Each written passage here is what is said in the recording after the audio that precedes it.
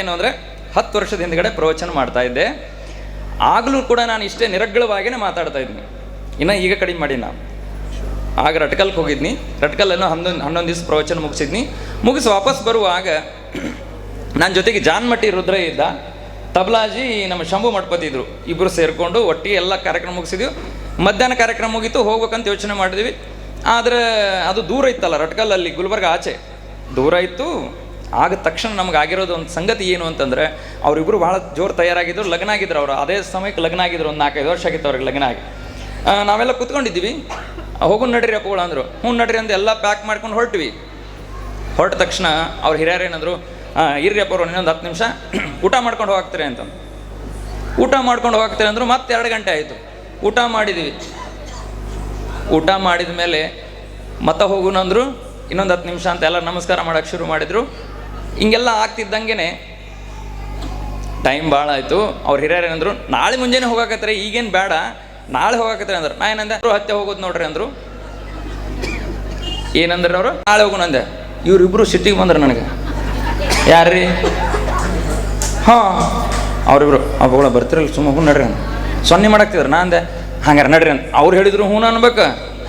ಹೇಳಿದ್ರು ಮೊದಲ ಸಣ್ಣವನ, ಅವಾಗ ಮೊದಲ ಸಣ್ಣವ ಇದ್ದೆ ಅಲ್ಲ, ಈಗಲೂ ಸಣ್ಣವನದ, ನಾ ಮಾತು ಬೇರೆ. ತಕ್ಷಣ ಅವಾಗ ನಂತರ ಅವ್ರು ಮಾತಾಡಿದ್ದೇನು ಅಂತಂದ್ರೆ, ಹೋಗೋಣಪ್ಪ ಹಂಗೆ ಹಿಂಗೆ ಅಂದ್ಕೊಂಡ್ರು. ಮತ್ತಿನ್ನು ಅಕಸ್ಮಾತ್ ಅದ ಪ್ರಾರಂಭದಾಗ ನಾನು ಪ್ರವಚನ ಮಾಡ್ತಿದ್ದೀನಿ, ನನ್ನ ಜೊತೆ ಬರ್ಲಿಕ್ಕಂದ್ರೆ ಏನು ಮಾಡೋದು ಅಂತ ಅಂಜಿ ನಾನು ಹೋಗೋ ನಡ್ರಿ ಅಂದ್ವಿ. ಕೈಯಾಗ ಒಂದು ಸುಟ್ಕೇಸ್ ಹಿಡ್ಕೊಂಡು ಅವ್ರು ಹಿಡ್ಕೊಂಡು ಎಲ್ಲ ತಬಲ ಪೇಟೆ ಹಿಡ್ಕೊಂಡು ಹೊಂಟಿವಿ. ಅದ್ರ ಅಟ್ಕಲ್ ಊರೊಳಗೆ ಮೇನ್ ರೋಡಿಗೆ ಇಲ್ಲ, ಅದು ಊರೊಳಗೆ. ಅಲ್ಲಿಂದ ನಮ್ಮ ಮೇನ್ ರೋಡಿಗೆ ಇಳಿಸಿದ್ರು. ಊರಿಗೆ ಹೋಗ್ಬೇಕು ಅಂತ ನಿಂತೀವಿ. ಈಗ 10 ವರ್ಷದಿಂದ ಅಂದರೆ ಹೆಂಗೆ ಪರಿಸ್ಥಿತಿ ಇರ್ಬೋದು ಲೆಕ್ಕ ಹಾಕೋರು. ರೋಡ್ ಚೆನ್ನಾಗಿರಲಿಲ್ಲ, ಸರಿಯಾಗಿ ಗಾಡಿ ಬರ್ತಿರಲಿಲ್ಲ. ಅವಾಗ ಹಿಂಗೆ ಬಸ್ಸಿನ್ಗೆ ಆಧಾರ್ ಕಾರ್ಡಿಗೆ ಫ್ರೀ ಇರಲಿಲ್ಲ ಅಲ್ಲ, ಗಂಡು ಮಕ್ಳಿಗೆ ಈಗೂ ಇಲ್ಲ, ಆ ಮಾತು ಬೇರೆ. ಇಷ್ಟೆಲ್ಲ ಇರುವಾಗ ಬಂದು ರೋಡಿಗೆ ನಿಂತೀವಿ. ಬಸ್ ಬಂದು ಸರಿಯಾಗಿ ಯಾರೂ ಹತ್ತಿಸ್ಕೊಳ್ಳೇ ಇಲ್ಲ ನಮ್ಮನ್ನು, ಫುಲ್ ಆಗಿ ಬಂದು. ಆ ನಂತರ ಕೊನೆಗೆ ಅವರು ವಿಚಾರ ಮಾಡಿದರು, ಅಜ್ಜಾರ ನೀವು ಊರಿಗೆ ಬರ್ತಿರೋ ಇಲ್ಲ ಅಂತ ಕೇಳ್ಬಿಟ್ಟಣಂಗಿಲ್ಲ ಅಂದರು. ಯಾಕಾಗವಲ್ಲಕ್ರಿ ಅಂತ ಯೋಚನೆ ಮಾಡಿ ಒಂದು ಟ್ರಕ್ ಬಂತು, ಮಾಲ್ಗಾಡಿ ಬಂತು. 3 ಮಂದಿ ಹತ್ತಿದ್ದೀವಿ ರೀ ಮಮ್ಮಾರ. ಹತ್ತಿ ಕುಂತೀವಿ. ನಾನು ಡ್ರೈವರ್ ಹತ್ರ ಹೋಗಿ ಕೂತ್ನಿ. ನನ್ನ ಬಾಜುಕ ಇವ ರುದ್ರೇಶ್ ಕುಂತ, ಅವನ ಬಾಜುಕ ಅವ್ನು ಶಂಭು ಲಿಂಗಯ್ಯ ಕುಂತ, ಅವನ ಬಾಜುಕ್ ಇನ್ನೊಬ್ಬ ಅರ್ಧ ಕಾಲು ಹೊರಗೆ, ಒಂದು ಕಾಲು ಹೊರಗೆ, ಒಂದು ಕಾಲು ಯಾರವ ಕಿನ್ನರ್ ಆವ ಕುಂತ. ಗಾಡಿ ಅಂತೂ ಟೇಪ್ ಹಚ್ಚಿದ್ರು ಮನಗಡ, ಚೀಸ್ ಬಡಿ ಹೇ, ಈ ಹಾಡು ಹಚ್ಚಿದ್ರು. ಅವತ್ತು ನಾವು ಆರಾಮ ಅಂತ ಅನ್ಕೊಂಡು ಹೊಂಟಿವಿ. ಇನ್ನೇನು ಗುಲ್ಬರ್ಗ ಸಮೀಪ ಬರ್ಬೇಕ್ರಿ ಅವ್ರು, ಇನ್ನೊಂದು 10 ಕಿಲೋಮೀಟ್ರ್ ಬರಬೇಕು. ಅವ ಕಿನ್ನರ್ ಏನ್ಬೇಕು, ಅವ ಬಾಜುಕ ಕೂತಿದ್ದಲ್ರಿ ಶಂಭು, ಅವ ಅಗ್ದಿ ಗುಂಗು ಊರ ಕಡೆ ಹೋಗೋದಿತ್ರ ಅವನು ಮನೆಗಣ. ಹಿಂಗೆ ಮುಟ್ಟಿದ, ಹಲೋ ಅಂದ. ಏನು ಅಂದ, ಅಂಗಿ ಕಳೆ ಅಂದ. ಅವ ಅಂದ, ನಾ ಯಾಕೆ ಅಂಗಿ ಕಳೆ, ಕಳೆ ಸುಮ್ಮ ಅಂಗಿ ಕಳೆ ಅಂದ. ಇವ್ ರುದ್ರಯ್ಯ ನನ್ನ ಮಗಳು ಕೂತಿದ್ರು. ಅವ ಭಾರಿ ಶಾನ್ಯಾರ, ಅವ ನಮ್ಮ ಮಾವಾರ ಶಿಷ್ಯ. ಅವ ಭಾರಿ ಜೋಕ್ ಮಾಡ್ತಾನೆ ನನಗೆ. ಅಪ್ಪಗಳು ಶಂಪುಗೆ ಬರ್ರಿ ಅಂದ. ನಾನಂದೆ, ಬ್ಯಾಡಂದ್ರೆ ಬಂದಿರಂದ್ಮ್ಯಾಗ ಕಳೀರಿ ಮಗಳ. ಶಂಭುಲಿಂಗ ಕಾರದ ಕಿಶನ್ ಇಟ್ಕೊಂಡು ಅವಾಗೆಲ್ಲ 5-5 ಸಾವಿರ ರೂಪಾಯಿ ಕೊಟ್ಟಿದ್ರೆ ಕಾಣಿಸ್ತದೆ. ಇವ್ರು ರೊಕ್ಕ ಇಟ್ಕೊಂಡು ಸುಮ್ಮ ಅಂಗಿ ಕಳೆದ್ಕೊಂತ ಇನ್ನೊಂದು 2 ಕಿಲೋಮೀಟ್ರ್ ಮುಂದೆ ಹೋಗ್ಬಿಡ್ದ. ಅವ ಕಿನ್ನರ್ ಏನಂದ, ಓಯ್ ಕಾಕಾರ ನೀವು ಕಳೀರಿ ಅಂದ. ಯಾರಿಗೆ? ನೀವು ಹಾಡ ರುದ್ರೇಶಿಗೆ. ಅವ ಏನಂದ, ಆಗ ಅವ ನಗಾಕತ್ತಿದ ನನ್ನ ಕಡೆ ನೋಡಿ. ನಾನು ಇಬ್ಬರು ಬರೋಬ್ಬರಿ ಮಾಡಿರಿ, ಸುಮ್ಮ ಹೊಸ್ತಿದ್ದು ಬರೋಣಂದ್ರೆ ಬಂದಿರಂದ್ಮೇಲೆ ಕಳೀರಿ ಮಕ್ಕಳ ಅಂತೇಳಿ 4 ಕಿಟಕಿ ಈ ಕಡೆ ನೋಡ್ಕೊತ್ಕೋತೀನಿ. ನಮ್ಗೇನು ಸಂಬಂಧ ಇಲ್ಲ, ಸೋತಿರಲ್ಲ. ನಂಗೆ ಡ್ರೈವರ್ ಕಡೆ ಮುಖ ಮಾಡಿ 4 ಕುಂತೆ. ಇಷ್ಟಾಗಿ ಇನ್ನೇನು ಹೋಗ್ಬೇಕು, ಇನ್ನೊಂದು 10 ನಿಮಿಷ ಆಗ್ಬೇಕು. ಅವ ಕಿನ್ನರ್ ಏನಂದ, ಓಯ್ ನಿನಗೇನು ಬೇರೆ ಹೇಳ್ಬೇಕನ, ಕಳೀತ ಇಲ್ಲ. ಯಾರಿಗೆ? ನನಗೆ ಅಂದ. ನಾ ಅಂದೆ, ಇದ ಪ್ರವಚನ ಪಟಾಕ್ಷ ನೋಡ್ರಿ, ನನ್ನ ಮಾತಿಗೆ ಪಟಾಕ್ಷಿಸೋದೇ. ಹಾಂ, ಅದಕ್ಕೆ ನಾ ಬಯಸದೇ ಬಂದದ್ದು ಭಾಗ್ಯ ಅನ್ನೋದು ಇದಕ್ಕೇನೆ. ನನಗೂ ಕಳಿ ಅಂದ. ಕಳೆದೆ. ಅವ್ರಿಬ್ಬರಿಗೆ 5-5 ಕೊಟ್ಟಿದ್ರೇನೋ. ಆಗಿನ ಕಾಲಕ್ಕೆ ನಮಗೊಂದು 10,000 ಕೊಟ್ಟಿರ್ಬೇಕ್ರಿ ನಾವು, ನೆನಪಿಲ್ಲ ನನಗೆ ಸರಿಯಾಗಿ. ಒಂದು 10,000 ರೂಪಾಯಿದು ನಾನು 10,000 ಕೊಟ್ಟಾರ, ಎಲ್ಲಿ ಕಸ್ಕೊಂಡು ಹೋಗಿಬಿಡ್ತಾರಲ್ಲಪ್ಪ, ಏನು ಪುಣ್ಯಾತ್ಮರು, ಏನು ಕಷ್ಟಪಟ್ಕೊಂಡು ಬಂದೀವಿ ಅಂತ ಅಂದ್ಕೊಂಡು ಸುಳಿ ಸುತ್ಕೊಂಡು ಗಟ್ಟಿ ಹಂಗೆ ಕುಂತೀವಿ. ಬನಿಯನ್ ಮ್ಯಾಗ ಕುಂತೀವಿ 3 ಮಂದಿ. ಆವಾಗ ಅವರಿಬ್ಬರು ಅಂದ್ರೆ ಅಂದ್ರೆ ನಿನಗೂ ಆತಲ್ಲ, ನಮಗಾದದ್ದು ನಿನಗೂ ಆಯಿತು ಅಂದ್ರೆ 3 ಮಂದಿ ಒಬ್ರಿಗೊಬ್ರು ಆಡ್ಕೊತ ಕುಂತೀವಿ. ಇನ್ನೇನು 4-5 ಕಿಲೋಮೀಟ್ರ್ ಗುಲ್ಬರ್ಗ. ಅಷ್ಟೊತ್ತಿಗೆ RTO ನಿಂತಿದ್ರು. RTO ಅಂದ್ರೆ ಗೊತ್ತಲ್ಲ ನಿಮ್ಮ ಪೊಲೀಸರು, ಬಡಿಗೆ ಹಿಡ್ಕೊಂಡು ಸ್ಟಾಪ್ ಅಂದ್ರು.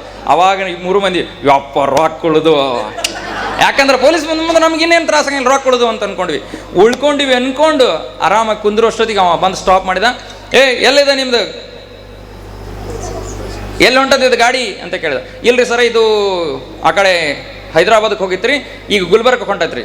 ಮತ್ತು ನೀವು ಏನು ಹಾಕೊಂಡು ಹೋಗಿದ್ರಿ? ಏನಿಲ್ಲ ಸರ್, ಎಣ್ಣೆ ಡಬ್ಬಿ ತುಂಬ್ಕೊಂಡು ಹೋಗಿದ್ದೀವಿ ರೀ, ಅದಕ್ಕೆ ಸುರಿದು ಖಾಲಿ ಡಬ್ಬಿ ತುಂಬ್ಕೊಂಡು ವಾಪಸ್ ಗುಲ್ಬರ್ಗ ಹೊಂಟೀವಿ ರೀ. ಚೆಕ್ ಮಾಡ್ಕೊಂಡು ಡಬ್ ಡಬ್ ಅಂತೆಲ್ಲ ಬಡ್ಕೊಂಡು ಹಂಗೆ ಚೆಕ್ ಮಾಡ್ಕೊಂಡು ಹಿಂಗೆ ವಾಪಸ್ ಹಿಂಗೆ ರಿಟರ್ನ್ ಈ ಕಡೆ ಬಂದ. ಯಾರ ಹತ್ರ? ಈ ಎಡಗಡೆ ಇರ್ತಾನ ಕಿನ್ನರ್. ಅಲ್ಲಿ ಬಂದ ನಿಂತ ಡ್ರೈವರ್ ಕುಂತ ಅವ್ನು ಹೇಳ್ದು ಏನೋ ತೋರಿಸಿದ. ಇಷ್ಟೆಲ್ಲ ನಾವು ಅಂದ್ವಿ ರೊಕ್ಕಂತೂ ಉಳಿದು ತಮ್ಮ ಆರಾಮಾಗಿ ಬಿಂದಾಸಿರೋಣ ಅಂತ ಅಂದ್ಕೊಂಡು ಎಲ್ಲರೂ ನಕ್ಕೊಂತ ಕುಂತಿದ್ವಿ. ಅವ ಪೊಲೀಸ್ ಬಂದಿದ್ರಲ್ಲ ಅಲ್ಲಿ ಬಡಿಗೆ ಹಿಡ್ಕೊಂಡು, ಓಯ್ ಕಿನ್ನರ ಮತ್ತು ಏನ ಇಲ್ಲೆಲ್ಲ ನೀ ಪ್ಯಾಸೆಂಜರ್ನ ಹಾಕೊಂಡು ಹೊಂಟಿಲ್ಲ ಅಂತ ಕೇಳಿದ. ಎಲ್ರಿ ಸರ, ನಾವೆಲ್ಲಿ ಪ್ಯಾಸೆಂಜರ್ ಹಾಕೊಂಡು ಹೊಂಕಿರಿ? ಮತ್ತು ಇಲ್ಲಿ 3 ಮಂದಿ ಕೂತಾರಲ್ಲ ಅವ್ರು ನಮ್ಮ ಹಮಾಲ್ರಿ ಅವರು ನಮ್ಮ ಹಮಾಲ್ರಿ ಅವ್ರಂದ. ಕೊಣ್ಣೂರು ಅಜ್ಜಾರು ಬಂಗಾರ ಪದಕ ಪಡ್ಕೊಂಡವ್ರು, ಕೊಣ್ಣೂರು ಅಜ್ಜಾರು ಡಾಕ್ಟರೇಟ್ ಪಡ್ಕೊಂಡವ್ರು, ಚಿಕ್ಕ ವಯಸ್ಸಿನಿಗೆ ದೊಡ್ಡ ಕೀರ್ತಿ ಬಂತರು. ಯಾರು ಏನಾಗ್ಯಾರ? ಹಮಾಲ್ರಾಗ್ಯಾರ. ಯಾರ ಸಹವಾಸದಿಂದ ಹಮಾಲ್ರಾಗ್ಯಾರ? ಯಾಕಷ್ಟಿತ್ತು ಒಂದು ತಾಸ ಯಾರ್ದು? ಯಾಕಷ್ಟಿತ್ತ ಮಾಲ್ ಗಾಡಿ ಅರ್ಧ ತಾಸು ನಾನು ಸಹವಾಸ ಮಾಡಿದ್ದಕ್ಕೆ ನಾ ಏನಾದೆ? ಸತ್ಸಂಗತ್ವೇ ನಿಸ್ಸಂಗತ್ವಂ, ನಿಸ್ಸಂಗತ್ವೇ ನಿರ್ಮೋಹತ್ವಂ, ನಿರ್ಮೋಹತ್ವೇ ನಿಶ್ಚಲ ತತ್ವಂ. ಇದೆಲ್ಲದಕ್ಕೂ ಒಂದೊಂದು ಕಥೆಗಳನ್ನು ಹೇಳ್ಕೊಂಡು ಹೋಗ್ಬೋದು ನಿಮಗೆ. ಆದ್ರೆ ನಮ್ಮ ಅಜ್ಜೋರು ಇನ್ನೂ ಬನಡ್ಡಿ ಅಜ್ಜೋರು ಅದಾರ. ಮುಂದಿನ ಸರಿ ಬಂದಾಗ ಸತ್ಸಂಗದಾತು ನಿಸ್ಸಂಗದ ಹೇಳ್ತಾನೆ. ಮುಂದಿನ ಸರಿ ಬಂದಾಗ ನಿಸ್ಸಂಗ ಆಗುತ್ತದೆ ಅಂದರೆ ಸಂಘದಿಂದ ನಾವು ಒಂದು ಸ್ಟೆಪ್ ಮುಂದಕ್ಕೆ ಹೋಗ್ತೀವಿ ಅಂತ. ಅಂದರೆ ಬೇರೆ ಬೇರೆ ಯಾವ್ಯಾವ ಸಂಘ ಅಂದರೆ ಈ ಸಂಸಾರದ ಸಂಘದಿಂದ ಒಂದಿಷ್ಟು ಸ್ಟೆಪ್ ಮುಂದಕ್ಕೆ ಹೋಗ್ತೀವಿ, ಆ ಸಂಘ ಬಿಟ್ಟು ಸತ್ಸಂಗದಲ್ಲಿ ನಾವು ಭಾಗವಹಿಸ್ತೀವಿ ಅಂತ. ನಿಸ್ಸಂಗ ಆದಮೇಲೆ ನಿರ್ಮೋಹ. ಇದು ಮೋಹ ಭಾಳ ದೊಡ್ಡ ಕೆಟ್ಟದ್ದಿದು. ನೀವೆಲ್ಲ ಕುತ್ಕೊಂಡು ಕೇಳ್ತೀರಿ. ಈ ಮೋಹ ಒಂದು ಹೇಳ್ಬಿಡ್ತೀನಿ, ಭಾಳ ದೊಡ್ಡ ಕಷ್ಟದ ಕೆಲಸ. ಕೈ ಎತ್ತರಿ ನೋಡು, ನಾನು ಮುಗಿಸ್ತಾನೆ ಇರ್ತೀನಿ ನಾನು. ಅವರು ಮೇಲಿಂದ ಕರ್ಕೊಂಬಂದಾರ ನಮ್ಮ ಅಪ್ಪಗಳು ಸೊಳಗೆ ಗಿಲಾಪ ಬಿಟ್ಟು ಹೋಗ್ಬಾರ್ದಾ? ಇದೆ ನೀವು ಒಳಗೆ ಬೇದ್ರು ಗೊತ್ತಾಕತ್. ನಾ ಸೈಕಾಲಜಿ ಸ್ಟೂಡೆಂಟ್ನ, ಪಕ್ಕ ಗೊತ್ತಾಕತ್ ನನಗೆ. ಆದರೂ ನಿಮ್ಮನ್ನೇನು ವಿಚಾರ ಮಾಡಂಗಿಲ್ಲ. ಮೋಹದಲ್ಲ, ಅದಕ್ಕೆ ಮೋಹದ ಹೆಂಡತಿ ತೀರಿದ ಬಳಿಕ ಮಾಮನ ಹಂಗು ಹೆಣ್ಣೆ ಹಾಕುವ. ಅದಕ್ಕೆ ಅವ್ರು ಹೇಳಿದ್ದು ಶಿಶುನಾಳ ಶರೀಫರು, ಮೋಹವನ್ನು ನಾವು ಬಿಡ್ತೀವಿ, ನಿರ್ಮೋಹ ಆಗ್ತೀವಿ. ನಿರ್ಮೋಹ ಆದಮೇಲೆ ನಿಶ್ಚಲ ಆಗ್ತೀವಿ. ಅಬ್ಬಾ ನಾ ಗೆದ್ನೆಪ್ಪ, ಈ ಭವಬಂಧನದಿಂದ ನಾನು ದಾಟಿದೆ ಅನ್ನುವಂಥ ಭಾವ ನಮಗೆ ನಿಶ್ಚಲ ತತ್ವ ಬರ್ತದೆ. ನಿಶ್ಚಲ ತತ್ವಕ್ಕೆ ಬಂದೀವಿ ಅಂತಂದರೆ ನೆಕ್ಸ್ಟ್ ಸ್ಟೆಪ್ಪೇ ಜೀವನ್ ಮುಕ್ತಿ. ಇಡೀ ನವರಾತ್ರಿಯ 9 ದಿನಗಳ ಪೂರ್ಣ ನಮ್ಮ ಚಿದಾನಂದ ಅವಧೂತರು ಬರೆದದ್ದೇನು ಅಂದರೆ, ಈ ಮನುಷ್ಯ ಮಹಾದೇವನಾಗಬೇಕು, ಮುಕ್ತಿಯನ್ನು ಪಡ್ಕೋಬೇಕು. ಇವತ್ತು 9ನೇ ದಿವಸ ಮುಕ್ತಿಯನ್ನು ಪಡ್ಕೊಳ್ಳುವಂಥ ದಿನ. ಆ ಕಾರಣಕ್ಕಾಗಿ ನಿಮಗೆಲ್ಲರಿಗೂ ಮುಕ್ತಿಯನ್ನು ಕೊಡುವಂಥ ಕೆಲಸ ಮಾಡಿದ್ದಾರೆ. ನಾನು ಇನ್ನೊಂದು ಮಾತು ಹೇಳಿ ಮಾತು ಮುಗಿಸ್ತೇನೆ. ಮನುಷ್ಯನಿಗೆ ಗುರು ಭಾಳ ಮಹತ್ವನು. ಈ ಜೀವನದಲ್ಲಿ ನಮಗೆಲ್ಲ ಏನೇನೋ ಕೊಡೋರದಾರ, ಆದರೆ ನಮ್ಮ ಬದುಕನ್ನು ಸುಂದರ ಮಾಡಿಕೊಡುವಂಥವ್ರು ಭಾಳ ಅಪರೂಪ. ನಮ್ಮ ಬದುಕಿಗೆ ಬೆಳಕು ಕೊಡುವಂಥವ್ರು ಗುರುಗಳು. ಅದಕ್ಕೆ ಅಜ್ಞಾನ ತಿಮಿರಾಂಧಸ್ಯ ಜ್ಞಾನಾಂಜಲ ಶಲಾಕಯ ಚಕ್ಷುರಂ ನಿಲ್ಲಿತಮ್ಮೇನ ತಸ್ಮೈ ಶ್ರೀ ಗುರವೇ ನಮಃ ಅಂತ. ಎಂಥ ಗುರುಗಳಿಗೆ ನಾವು ನಮಸ್ಕಾರ ಮಾಡಬೇಕು ಅಂತಂದರೆ, ನಮ್ಮ ಬದುಕಿಗೆ ಬಂದಿರುವಂತಹ ಕತ್ತಲೆಯನ್ನು ತೆಗೆದುಹಾಕಿ ಬೆಳಕನ್ನು ಕೊಡುವಂಥ ಗುರುಗಳಿಗೆ ನಾನು ನಮಸ್ಕಾರ ಮಾಡ್ತೀನಿ ಎನ್ನುವಂಥ ಮಾತನ್ನು ವಿದ್ವಾಂಸರು ಹೇಳ್ತಾರೆ. ಅಂಥ ಕೆಲಸವನ್ನು ನೀವೆಲ್ಲರೂ ನಿಮ್ಮ ಅಲ್ಲಿ ಬಂದಿರುವಂಥ ಅಜ್ಞಾನವನ್ನು ತೆಗೆದುಹಾಕಿ ಜ್ಞಾನದ ಬೆಳಕವನ್ನು ಕೊಡ್ತಿರುವಂಥ ನಮ್ಮ ಮುತ್ತಿನ ಕಂತಿಯ ಮುತ್ತಿನಂಥ ಮಹಾಸ್ವಾಮೀಜಿ ಅವರಿಗೆ ನೀವೆಲ್ಲರೂ ಒಂದ್ಸರಿ ಜೋರಾಗಿ ಚಪ್ಪಾಳೆ ತಟ್ಟಿ ಮುಕ್ತಿಯೆಡೆಗೆ ಹೋಗುವ ಹಾಗೆ ನಮ್ಮ ಬದುಕನ್ನು ಹ್ಯಾಂಗೆ ಮಾಡ್ಕೊಂಡು ಹೋಗಬೇಕು ಅನ್ನೋದ್ರ ಬಗ್ಗೆ ನೀವೆಲ್ಲ ಯೋಚನೆ ಮಾಡ್ತಿರ್ತೀರಿ. ಸಹಜವಾಗಿ ಈ ಮನುಷ್ಯನಿಗೆ ಮುಕ್ತಿ ಪಡ್ಕೋಬೇಕಾಗಿತ್ತು ಅಂತಂದರೆ ಶಂಕರಾಚಾರ್ಯರು ಒಂದೇ ಒಂದು ಮಾತನ್ನು ಹೇಳ್ತಾರೆ. ಸತ್ಸಂಗತ್ವೇ ನಿಸ್ಸಂಗತ್ವಂ, ನಿಸ್ಸಂಗತ್ವೇ ನಿರ್ಮೋಹತ್ವಂ, ನಿರ್ಮೋಹತ್ವೇ ನಿಶ್ಚಲತತ್ವಂ, ನಿಶ್ಚಲತತ್ವೇ ಜೀವನ್ಮುಕ್ತಿ ಅಂತಾರೆ. ಏನೂ ಮಾಡೋ ಅವಶ್ಯಕತೆ ಇಲ್ಲ. ಒಂದು ಮಾಡಿದರೆ ಸಾಕು, ನೀವು ಆ ಮನುಷ್ಯ ಮಹಾದೇವನಾಗಲಿಕ್ಕೆ, ನರ ಹರನಾಗಲಿಕ್ಕೆ ಒಂದು ಕೆಲಸ ಮಾಡಿದರೆ ಸಾಕು, ನಿನ್ನೂ ಮುಕ್ತಿಯನ್ನು ಹೊಂದತೀಯ ಅನ್ನುವಂಥ ಮಾತನ್ನು ಶಂಕರಾಚಾರ್ಯರು ಹೇಳ್ಕೊಂಡು ಬರ್ತಾರೆ. ಮೊದಲು ಹೇಳೋದವ್ರು ಏನು ಅಂದರೆ ಸತ್ಸಂಗ. ನನಗೊಂದು ಬಹಳ ಖುಷಿ ಏನು ಅಂತಂದರೆ, ನಾನು ಮೈಸೂರಿಂದ ಬಂದಾಗ ನನ್ನ ವಯಸ್ಸಿನಂಥ ಸಾಂಗ್ಗಳು ಯಾರೂ ಇರಲಿಲ್ಲ ಈ ಭಾಗದಲ್ಲಿ. ನಾನು ಇಲ್ಲಿ ಬಂದಾಗ ನಾನು ಅಲ್ಲಿ ಗುರುಕುಲದಲ್ಲಿ ಬೆಳೆದ ಮನುಷ್ಯ, ಒಂದು 10-20 ಜನ ಸಾಂಗ್ಗಳ ಜೊತೆಗೆ ಬೆಳೆದಿರುವಂಥವನು. ನಾನು ಓದು ಮುಗಿಸ್ಕೊಂಡು ಬಂದ ಮೇಲೆ ಇನ್ನು ರಿಸರ್ಚ್ ಮಾಡಬೇಕು ಅನ್ನುವಂಥ ಯೋಚನೆ ಮಾಡಿ ಇಲ್ಲೆಲ್ಲ ಈ ಭಾಗದಲ್ಲಿ ಓಡಾಡ್ತಿರ್ಬೇಕಾದ್ರೆ ಭಾಳ ನನಗೆ ಹತ್ತಿರದ ಹೃದಯವಂತ ಸ್ವಾಮಿಗಳು ಸಿಕ್ಕಿದ್ದು ಯಾರು ಅಂದರೆ ನಮ್ಮ ಮುತ್ತಿನ ಕಂತಿ ಮಠದ ಪರಮ ಪೂಜ್ಯ ಶ್ರೀಗಳವರು. ಅವರಿಂದ ನಾನು ಕಲಿತೆ, ಅವರಿಂದನೇ ನಾನು ಈ ಮಟ್ಟಕ್ಕೆ ಬಂದಿದ್ದೀನಿ ಅಂತ ಹೇಳಿದರೆ ಏನು ತಪ್ಪಾಗಲಿಕ್ಕಿಲ್ಲ. ಒಳ್ಳೆಯ ಪರಮ ಪೂಜ್ಯ ಶ್ರೀಗಳವರು ಇಲ್ಲಿ ಒಂದು ಸತ್ಸಂಗದ ಕೆಲಸ ಮಾಡಲಿಕ್ಕೆ ಪ್ರಾರಂಭ ಮಾಡಿದರು. ನಾನು ಸತ್ಸಂಗದ ಕುರಿತು ಮಾತನಾಡ್ತಾ ಇದ್ದೆ. ಪ್ರತಿ ವರ್ಷ ನಿಮ್ಮನ್ನು 9 ದಿನಗಳ ಕಾಲ ಈ ಸತ್ಸಂಗದಲ್ಲಿ ಭಾಗವಹಿಸ್ತಾರೆ. ಅವರು ಬರೀತಾರೆ ಸತ್ಸಂಗತ್ವೇ ನಿಸ್ಸಂಗತ್ವ. ಈ ಸತ್ಸಂಗದ ಸೇರ್ಕೊಂಡ್ಬಿಟ್ರೆ ಸಾಕು, ಮುಂದಿನ ಹಂತ ತಾನೇ ಶುರು ಆಗ್ಬಿಡ್ತದೆ. ನೀವು ಒಂದು ಮೆಟ್ಲ ಹತ್ತಿದ್ರೆ ಅಂದರೆ ಅದು ಹತ್ತಿಸ್ಕೊಂಡು ಹೋಗ್ತದೆ ತಾನೇ ಆಟೋಮೆಟಿಕ್ ಆಗಿ ಅನ್ನುವಂಥ ಮಾತನ್ನು ಶಂಕರ ಭಗವತ್ಪಾದರು ಹೇಳ್ತಾರೆ. ಮೊದಲನೇದವ್ರು ಹೇಳೋದು ಸತ್ಸಂಗ ಅಂತ. ನೀವು ಅನ್ಬೋದು ಅದು ಹೆಂಗೆ ಸಾಧ್ಯ ರೀ ಅಪ್ಪುಗಳ, ಅದು ಹಂಗಿದ್ರೆ ಉಳಿದದೆಲ್ಲ ಮುಕ್ತಿ ಪಟ್ಕೊಳಕ್ಕೆ ಸಾಧ್ಯ ಐತೇನ್ರಿ ಅಂತ. ಸುಮ್ಮನೆ ಅದು ಎಷ್ಟು ಕೆಲಸ ಮಾಡ್ತತೆ ಅನ್ನೋದಕ್ಕೊಂದು ಸಣ್ಣದೊಂದು ಉದಾಹರಣೆ ಹೇಳ್ತೀನಿ. ನಾ ಏನು ಚೆಕ್ ಮಾಡಿದ್ನಿ ಹೇಳ್ರಿ? ಇಲ್ರಿ, ಟೈಮ್ ಭಾಳ ಆಗೈತೇನೋ, ಯಾರು ರಂಗಿ ಜಗ್ಗಿಗೆ ಯಾರ ಅಂತ ವಿಚಾರ ಮಾಡಿದ್ನಿ. ನಾನು ಮುಂದೆ ನಿಂತಿರುವ ಯುವತಿ, ಇವರಿಗಿಲ್ಲ ಸಮಯದ ಇತಿಮಿತಿ ಅಂತಾರಲ್ಲ, ಅದಕ್ಕೆ ನಾನೊಂದು ಸ್ವಲ್ಪ ಸಮಯ ನೋಡಿಬಿಟ್ಟು ಮಾತಾಡ್ತೀನಿ. ಈ ಸತ್ಸಂಗದಿಂದ ನಾವು ಹೆಂಗೆ ಮುಂದುವರಿಬೋದು ಅನ್ನೋದನ್ನು ಕುರಿತು ನಾನು ಮಾತನಾಡ್ತಾ ಇದ್ದೆ. ನಮ್ಮ ತಿನ್ಗಂತಿ ಮಾಡೋದು ಎಂಥ ಒಳ್ಳೆ ಕೆಲಸ ಮಾಡ್ತಾರೆ ಅಂದರೆ ಮೊದಲು ನಿಮ್ಮನ್ನೆಲ್ಲ ಸತ್ಸಂಗದಲ್ಲಿ ಕೂರಿಸುವಂಥ ಕೆಲಸ ಮಾಡ್ತಾರೆ. ನಾನೊಂದು ಸರಿ ರಟ್ಕಲ್ಗೆ ಪ್ರವಚನಕ್ಕೆ ಹೋಗಿದ್ದೆ. ಈಗಲ್ಲ, ಇದು ಆ್ಯಕ್ಚುಲಿ ಒಂದು 10 ವರ್ಷದ ಹಿಂದ್ಗಡೆ. ನಾನು ಭಾಳ ಚಿಕ್ಕ ವಯಸ್ಸಿಗೆ ಪ್ರವಚನ ಮಾಡಲಿಕ್ಕೆ ಶುರು ಮಾಡಿದೆ. ನಾನು ಭಾಳ ಚಿಕ್ಕ ವಯಸ್ಸಿಗೆ ಪ್ರವಚನಕ್ಕೆ ಶುರು ಮಾಡಿದಾಗ ನನಗೊಂದು ಬುದ್ಧಿವಾದ ಹೇಳಿದ್ರು ನಮ್ಮ ಮಾಮಾರ. ಅದು ಇದೇ ವೇದಿಕೆ ಮೇಲೆ ಹೇಳಿದ್ರು ನನಗೊಂದು ಬುದ್ಧಿವಾದ. ಮೋಸ್ಟ್ಲಿ ಅವ್ರಿಗೆ ನೆನಪದ ಇಲ್ಲೋ ಗೊತ್ತಿಲ್ಲ. ಇಲ್ಲೇ ನವರಾತ್ರಿ ಕಾರ್ಯಕ್ರಮದಲ್ಲಿ ನಾನು ಭಾಗವಹಿಸಿದ್ದೆ. ನಾನು ಮಾತಾಡಿದ್ದು ಭಾಳ ಚೆನ್ನಾಗಿ ಮಾತಾಡಿದ ಮೇಲೆ ಎಲ್ಲರೂ ಜೋರಾಗಿ ಚಪ್ಪಾಳೆ ತಟ್ಟಿ ಖುಷಿಪಟ್ಟರು. ಆವಾಗ ಅವರು ನೋಡಿ ನನಗೆ ಮುಟ್ಟಿ ಮಾತಾಡಿಸಿದ್ರು, ಸ್ವಲ್ಪ ಹುಷಾರಾಗಿರ್ಬೇಕು ಜೀವನದಾಗ ಅಂತ. ಅದು ನೆನಪದ ಇಲ್ಲೋ ಗೊತ್ತಿಲ್ಲ ಅವ್ರಿಗೆ.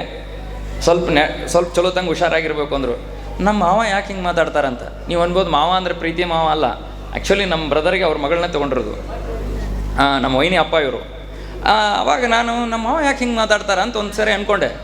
ಆವಾಗ ಅವ್ರು ಮತ್ತೊಂದು ಸರಿ ಹೇಳಿದರು, ಸ್ವಲ್ಪ ಹುಷಾರಾಗಿರಿ ಅಂತ. ಯಾಕೆ ಹೇಳಿದ್ನಿ ಅಂದರೆ ನಮ್ಮ ಜೊತೆಗಿದ್ದವರು ನಮಗೆ ತೆಗೆದು ತೊಡ್ತಾರ, ಹುಷಾರಾಗಿರಬೇಕು ಅಂತ. ನನಗೆ ನಿಜವಾಗ್ಲೂ ಅವ್ರು ಇಲ್ಲಿ ಬಂದು ಕೂತ ತಕ್ಷಣ ನಮ್ಮ ಕಟ್ಟಿಮನಿ ಸರ್ ಜೊತೆಗೆ ಅದನ್ನು ಹಂಚ್ಕೊಂಡೆ. ನಾನು ಯಾಕೆ ಅಲ್ಲಿ ಬಂದಾಗ ಸುಮ್ಮನೆ ಕೂತ್ಕೊಂಡೆ ಅಂದರೆ ಆ 10 ವರ್ಷದ ಹಿಂದುಗಡೆ ಹೇಳಿರುವಂಥ ಮಾತು ನನಗೆ ತಕ್ಷಣ ನೆನಪಂತು. ನನಗೆ ನಿಜವಾಗ್ಲೂ ನಾನು ಮಾತಾಡಬಾರ್ದು ಅಂತ ಯೋಚನೆ ಮಾಡಿದ್ದೆ.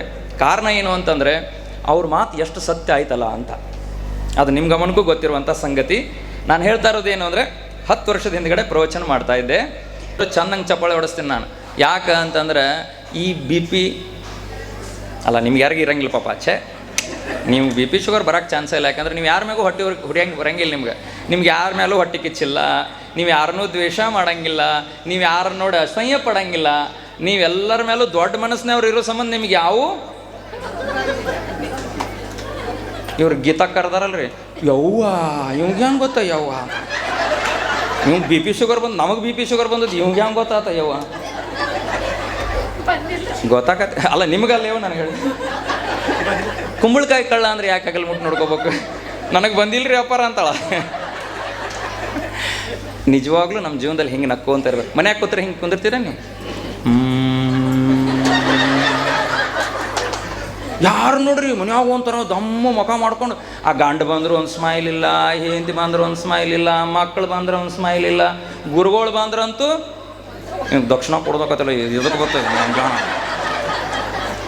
ಎದಕ್ಕರ ಬಂತ ಇದಂತ ಹಿಂಗೆ ನಕ್ಕೋಂತ ಕುಂದಿರುವಂಥ ಕೆಲಸವನ್ನು ಅಜ್ಞಾನದಲ್ಲಿರುವಂಥ ನಮ್ಮನ್ನು ಜ್ಞಾನವಂತರನ್ನಾಗಿ ಮಾಡಿ ನಕ್ಕೋಂತ ಕುಂದಿರುವಂಗೆ ಮಾಡಿದಾರಲ್ಲ ನಮ್ಮ ಸ್ವಾಮೀಜಿ. ನಿಜವಾಗ್ಲೂ ಅವರಿಗಾಗಿ ನಾವೊಂದು ಕೈ ಹತ್ರ ನೋಡಿ ಮ್ಯಾಗ ಯಾತ್ರಿ ಕೈ ಹೋಗುವಾಗ ದೇವಿ ನಿಮ್ಮ ಕೈಗೆ ಲಕವ ಹೊಡಿತಾಳ, ಮತ್ತು ಗ್ಯಾರಂಟಿ ಲಕವ ಹೊಡಿಸ್ತದ. ಕೆಲವರೆಲ್ಲ ಹೊಡೆದಾರ ಹೊಡಿಲಿ ನೋಡೋಣ ಆ ದೇವಿದರ ಎಟ್ಟೈತದ. ಮಾಮಾರಿ ಇಂಥ ಭಕ್ತರದಾರ ಜಮಖಂಡ್ಯಾಗ. ಅಯ್ಯಯ್ಯೋ ಶಿವನೇ ಭಗವಂತ. ನಮ್ಮ ವಿರೂಪಾಕ್ಷ ಅಜ್ಜಾರು ಇಷ್ಟು ಆನಂದ ಇದ್ರಲ್ಲ. ನಮ್ಮ ವಿರೂಪಾಕ್ಷ ಅಜ್ಜಾರನ್ನ ಒಂದು ಮಾತು ಹೇಳಿ ನಾನು ಮಾತು ಮುಗಿಸ್ತೇನೆ. ಅಕಸ್ಮಾತ್ ನಾನು ಅವ್ರನ್ನ ನೆನಪು ಮಾಡ್ಕೊಳ್ಳಿಲ್ಲ ಅಂದ್ರೆ ಈ ಕಾರ್ಯಕ್ರಮಕ್ಕೆ ಅರ್ಥವೇ ಇರಂಗಿಲ್ಲ ಅಂತ ಅನ್ಕೋತೀನಿ ನಾನು. ಯಾಕಂದ್ರೆ ಅಂಥ ಮಹಾನುಭಾವರು ಇರೋದು ಈ ಜಗತ್ತಿನಲ್ಲಿ ಭಾಳ ಅಪರೂಪ. ಅವ್ರು ಎಂದೂ ಒಂದು ಆಸೆ ಪಡಲಿಲ್ಲ, ಎಂದೂ ಒಂದು ಯೋಚನೆ ಮಾಡಲಿಲ್ಲ. ಹೆಚ್ಚು ಕಡಿಮೆ ಮಠ ಹೋದ್ರೆ ನನಗೆ ಆಗಬೇಕಾಗೈತಿ ಏನು ಅಂತ ಯೋಚನೆ ಮಾಡಿದಂಥ ಮನುಷ್ಯ.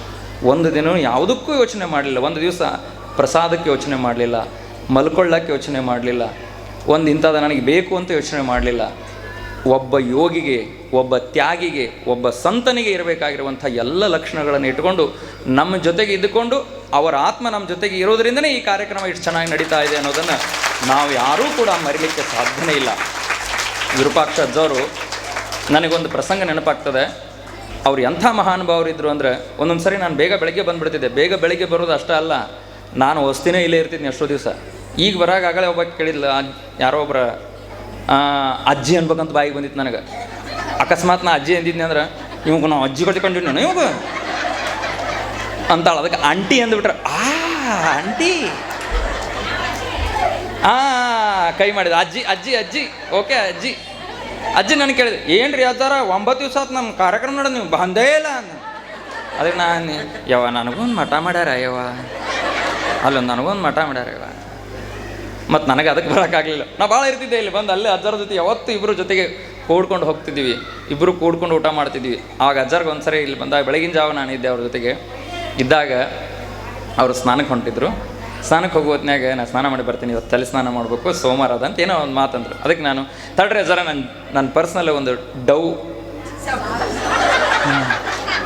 ನಾನು ಮೊದಲಿಂದ ಡವ್ ಸೋಪು, ಡವ್ ಶಾಂಪು, ಹಿಂಗೆಲ್ಲ ಡವ್ ಫೇಸ್ ವಾಶು ಇದನ್ನೆಲ್ಲ ಹಿಂಗೆಲ್ಲ ಉಪಯೋಗ ಮಾಡ್ತಿದ್ದೆ. ನಾನು ಈಗಲೂ ಮಾಡ್ತೀನಿ, ಅದರಲ್ಲೂ ಏನು ಡೌಟ್ ಇಲ್ಲ. ಏನು ಚೆನ್ನಾಗಿ ಚಂದ ಇರ್ಬೇಕು ಮನುಷ್ಯ, ಚಂದ ಇರಲಿ. ಏನು ತಪ್ಪದ ಚಂದ ಇರಕ್ಕೆ? ಹೌದಾ ಇಲ್ಲರಿ? ತಪ್ಪೈತೇನು?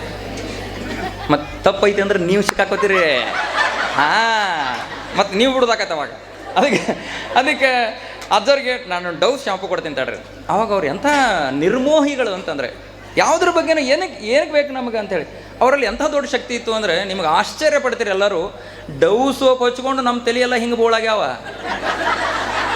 ಏನೆಲ್ಲ ಶಾಂಪು ಹಚ್ಕೊಂಡು. ಆದ್ರೆ ಅವ್ರು ಕೊನೆ ಉಸಿರು ಎಳಿವರೆಗೂ ಅವ್ರು ನಿಜವಾಗ್ಲೂ ಅಜ್ಜವ್ರಿಗೆ ಗೊತ್ತಿಲ್ಲ, ಅವ್ರು ಸರ್ಫ್ ಎಕ್ಸೆಲ್ ಶಾಂಪು ಅಲ್ಲ, ಸರ್ಫ್ ಎಕ್ಸೆಲ್ ಪೌಡ್ರ್ ಇದ್ದತ್ತಲ್ಲ, ಏನಂತಾರೆ ಅದಕ್ಕೆ ನಾವು ಬಟ್ಟೆ ನೆನೆ ಹಾಕುವಂಥ ಆ ಪೌಡ್ರನ್ನ ತಲೆಗೆ ಹಚ್ಕೊಂಡು ತೊಳ್ಕೊಂಡಿದ್ರು ನಮ್ಮ ವಿರೂಪಾಕ್ಷಪ್ಪಗಳು. ಆದರೂ ಕೂಡ ಅವರ ತಲೆ, ಅವರ ಕೇಶ ಹೆಂಗಿತ್ತು ಅನ್ನೋದನ್ನ ಯೋಚನೆ ಮಾಡಿ ನೋಡ್ರಿ. ನಾನು ಅವ್ರನ್ನ ಯಾವಾಗಲೂ ಲೈಕ್ ಮಾಡ್ತೇನೆ. ಯಾಕಂತಂದರೆ ಒಬ್ಬ ಯೋಗಿ ಈ ಎಲ್ಲ ಪ್ರಾಪಂಚಿಕ ಬದುಕನ್ನು ಯಾವುದನ್ನು ಯೋಚನೆ ಮಾಡೋದಿಲ್ಲ.